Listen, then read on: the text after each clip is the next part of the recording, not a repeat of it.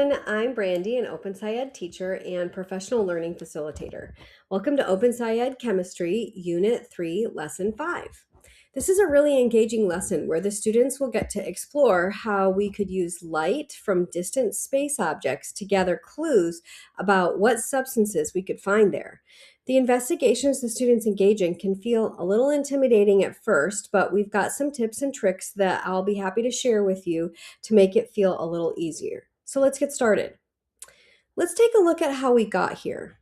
So during lesson 4, we figured out that water is able to more easily erode the surface materials than other liquids because of uneven distribution of charges in the molecule that creates partial charges that can interact with other charged objects. Polarity is due to the uneven charge distribution in the molecule, which could more easily erode some materials in their surroundings than the nonpolar molecules. So in this lesson, we're wondering, how can we tell what's in the atmosphere or just below the surface of the objects in space? Here's the lesson at a glance. In this lesson, the demonstrations, investigations, and analysis takes place over 2 days. The teacher's guide says about 45 minutes for materials preparation, but most of that is to gather and set up the materials for the demonstrations and the investigation. It might take a little longer than that to get all of the components of the spectra demonstration set up properly. There's also a beautiful short video that shows the sun setting behind the earth that is used as part of the introduction to this lesson. There are 2 big parts in this lesson. Let's see what's happening in each. So in the first loop, the students are interested in finding water and other important substances on the surface of the atmosphere of space objects such as Mars. They observe a video of a sunset behind Earth and they note the color and intensity changes. Then you'll demonstrate the diffraction of white light through a slit and transmission of diffracted light through the diffraction grating. Students will then co-construct a qualitative graph of light intensity versus light color and analyze the transmission spectra of the gases. We figure out that the different substances absorb and transmit different colors of visible light and different wavelengths of non-visible light, such as infrared. We also figure out that the scientists call the study of light that's transmitted or emitted by different objects and is used to determine the presence of different gases spectroscopy. We wonder, how could the techniques that we've developed be used to determine the substances that are in the atmosphere of the planet? And would those techniques work if the atmosphere was a mixture of more than one type of substance? So in the second loop, the students analyze and interpret the transmission spectra for the gas mixtures, and then they analyze the spectra for space object atmospheres. And then finally, they read excerpts from research papers about using spectroscopy to find substances in space. We figure out that the scientists can perform the spectra analysis on the interactions of solids with sunlight to determine the presence of substances in the soil or ice, and if water can be found in some of the atmospheres in the solar system. We wonder if the elements that we need for survival are also found in other places in our solar system.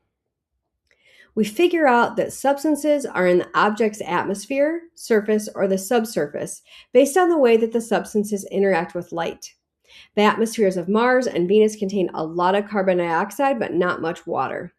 Researchers have used spectroscopy in different ways to identify water in plumes in Enceladus and multiple elements on the moon, including some water, and water ice at the poles of Mars, oceans of hydrogen, and molecules that might indicate biologic activity on an exoplanet. Now for a few key moments. In part 3, there's an opportunity for this demonstration of diffraction of white light for your students. You'll use a projector and white light to demonstrate how the spectrum is revealed as the light passes through the diffraction grating. This is important to orient them to how the diffraction grating slide works, and because you're going to be using it for the investigation in the next part. Don't worry, I'll show you some ideas about how to do this in the tips and tricks section of this video. In part 4, you'll use the same setup that you did for the demonstration in part 3. But this time, you'll allow the projector light to shine through 3 different substances in the bottles, like the ones that are shown on the student-facing slide here. On the spectrum observations handout, the students will note the differences in color or changes in brightness between the spectra of the unknown samples on the printed spectra that are on the handout. In part 6, you'll show students how to graph wavelength versus light intensity. And in part 7, you will help them to make use of that new skill and apply it to identifying the patterns in the transmission spectrographs of the known substances. You'll have them identify similarities and differences. It's really important that they note the wavelength location of the peak and the shape of the peak to identify the gas that's associated with that peak so that they can apply it later in part 12. So in part 12, for this key moment, this is where you're going to apply what the students figured out in part 7 with the individual gases. Students will figure out that Earth, Mars, and Venus all have carbon dioxide. And they will confirm that there is water on Earth, but they're unsure if it's on other places that they examined. So where do we go from here? In the next lesson, we'll identify patterns in the protons and bonds that different elements form, and we'll use those patterns to organize the elements. Now for a few tips and tricks. So in part 3, you're going to want to locate the document that's called Teacher Reference Spectra Demonstration Setup to guide you as you prepare for this demo. Because there's so many components to manage on day 1's lesson, I put my projector on a cart like the one that's shown here so I could roll it into place when I was ready. You want to tape on the diffraction grating onto the projector head ahead of time and try it out on a blank space on your wall or your whiteboard. You need to adjust the distance between the projector and the wall to get a clear spectrum as the light shines through the narrow slit. Once you've got it in place, if you can leave it, great. If you can't leave it for class, just put a couple pieces of painter's tape on the floor to show you where to line up the projector cart when you're ready. In part 4, you'll be adding a box or a book to help block part of the slit and that second spectrum. So make sure that you try that out ahead of time. If you don't have access to the projector and the diffraction grating that's needed for this demonstration and investigation, then you can use the transmission spectra slide deck instead. It shows the students the setup and the slides for the results. If you do have the materials, it will help you to be able to see how you should set up the projector and also what results you should be getting. I found this slide deck really helpful for the students who were absent on the day of the demonstration because they could still see the results and they could still mark up their spectrum observations handout. One more thing, if your district is like mine, then most of the time you are printing your handouts in black and white.